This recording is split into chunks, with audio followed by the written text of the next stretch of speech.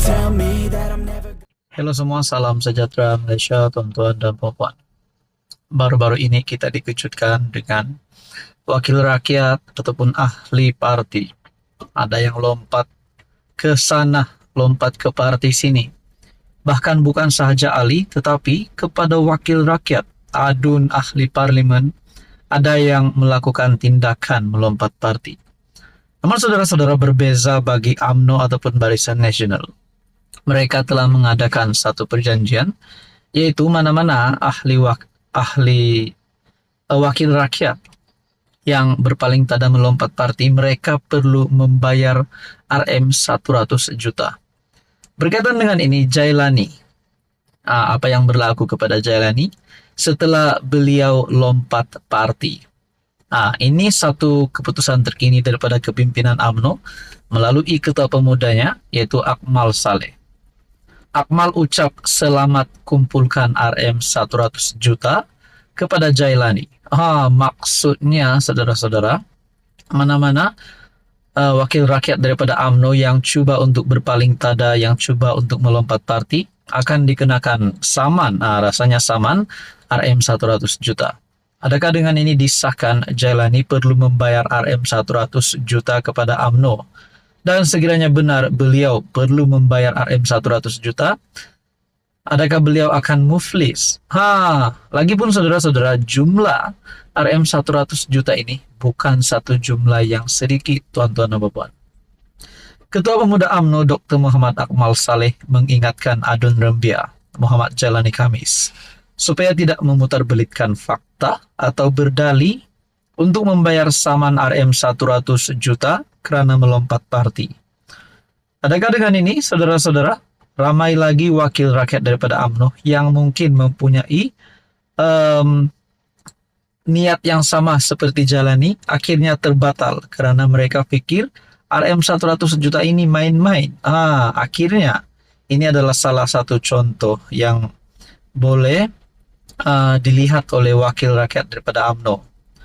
Sebaliknya, dia berkata dakwaan Jailani bahawa UMNO mahu menjadikan dia muflis, dirinya sebagai tidak masuk akal serta lari daripada situasi sebenar. Faktanya, kamu Jailani yang nak tanda tangan perjanjian itu tanpa ada paksaan, dan kamu perlu mengambil tanggung jawab apabila melompat parti.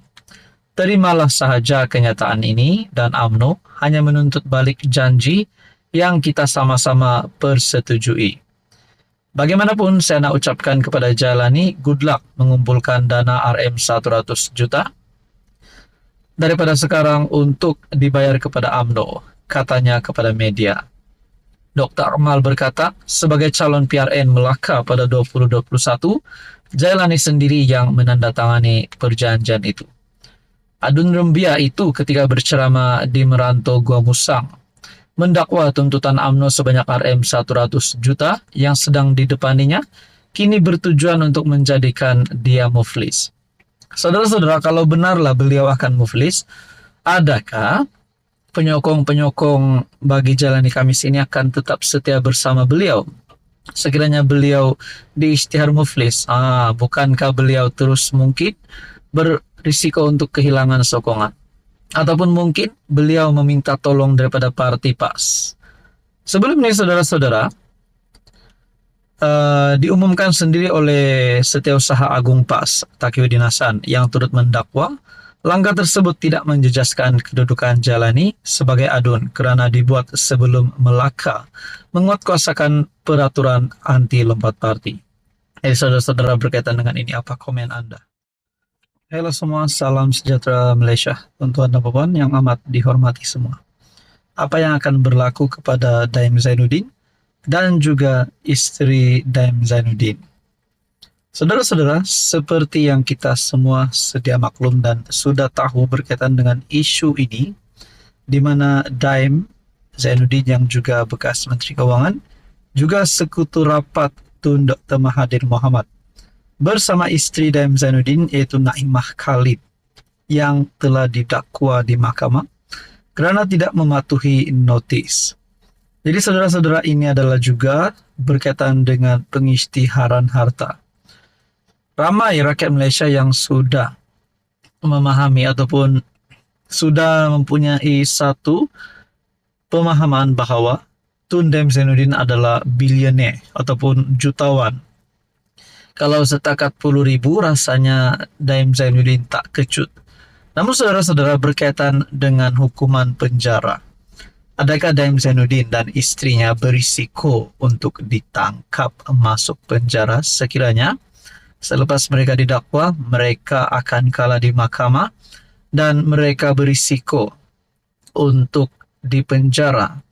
Jadi saudara-saudara, ramai yang sudah mendapat maklumat ini, di mana istri Daim sudah didakwa, di mana SPRM sendiri telah membuat kenyataan melalui Ketua Pesuruhjaya SPRM Tan Sri Azam Baki mengesahkan toh Puan Naimah Khalid yang juga istri kepada bekas Menteri Kewangan Daim Zainuddin akan didakwa di Mahkamah Session, yaitu pada 23 Januari 2024 yang lalu. Ya, saya sahkan, kata Azam Baki. Difahamkan Naimah didakwa mengikut Seksyen 36 dalam kurungan 2 SPRM 2009 kerana gagal mematuhi notis meminta untuk mendedahkan maklumat mengenai aset. Dan begitu juga bagi Daim Zainuddin. Daim yang didakwa tidak isytihar harta.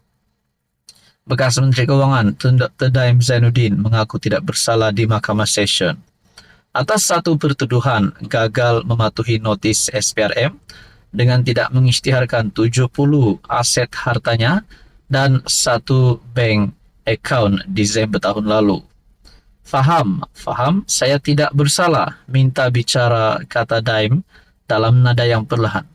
Saudara-saudara yang amat dihormati, mungkin ada yang cakap Daim kritikal, bukan kerana kesihatan, tapi kerana keadaannya yang sedang didakwa. Namun saudara-saudara, kita juga tahu Daim Zainuddin juga sendiri, rakyat Malaysia sudah menerima kabar duka cita di mana Daim Zainuddin yang telah disahkan buta matanya di sebelah. Jadi saudara-saudara, adakah perkara ini selepas Daim Zainuddin dan istrinya didakwa, adakah mereka berisiko untuk ditangkap? Mungkin kalau benar pun mereka bersalah, adakah mereka akan ditangkap, dimasuk penjara? Mungkin bersama Najib di penjara Kajang, kita pun tak tahu. Dan persoalannya seterusnya, kalau mereka bersalah, agak-agak berapa tahun Daim Zainuddin dan istrinya akan dipenjara? Mungkin 5 tahun, 10 tahun, kita pun tak tahu. Jadi saudara-saudara, berkaitan dengan ini, kita nantikan saja keputusan terkini dan update terkini berkaitan dengan kes Daim Zainuddin dan juga istrinya. Saudara-saudara, apa komen Anda?